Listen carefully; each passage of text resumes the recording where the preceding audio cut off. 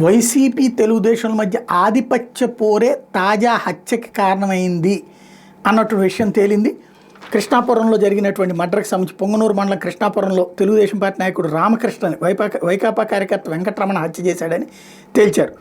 కృష్ణాపురానికి చెందినటువంటి రైతు రామకృష్ణ ఆర్థికంగా స్థిరపడ్డారు.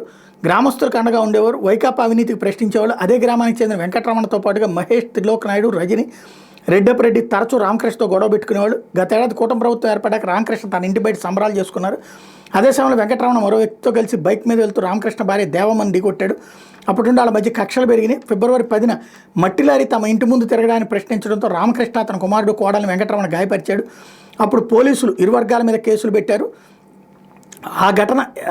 ఈ ఘటన ఎక్కడికి దారితీస్తుంది, తీవ్రత ఏంటని ఆరా తీయకపోవడంతో కేసులో పురోగతి లేదు. ఇంతలోని కక్షలు ముదిరి మార్చి 15న రామకృష్ణ కుమారుడు సురేష్ని వైకాపా కార్యకర్త వెంకటరమణ వేట కొడవలతో హతమార్చాలని చూసి విఫలమయ్యాడు. అప్పుడే అటుగా వస్తున్న రామకృష్ణ మీద కత్తిని దూసి హత్య చేశాడు. నిందితుడు కత్తి తీసుకుని పారిపోయాడు. ఈ కుట్రలో 5 నిందితులు ఉండగా వెంకటరమణ మీద A1గా కేసు పెట్టాం.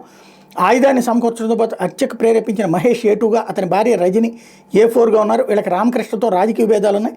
A3 త్రిలోక్ నాయుడు మీద గతంలో పలు కేసులు ఉన్నాయి. ఇక A5 ఎం రెడ్డి రాజకీయంగా వైకాపాల ప్రభావశీలి. పొంగనూరు ఎమ్మెల్యే పెద్దిరెడ్డి రామచంద్రరెడ్డి ప్రధాన అంచాడు.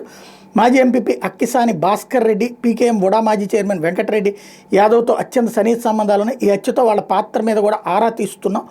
హత్యకు రెడ్డి ప్రధాన సూత్రధారి. హత్యకు ముందు తర్వాత నిందితులకు ఫోన్ చేశారు. A1 వెంకటరమణ, A5 రెడ్డిని అరెస్ట్ చేశాం. మిగిలిన 3 కోసం ప్రత్యేక బృందాలతో గాలిస్తున్నామని ప్రకటించారు.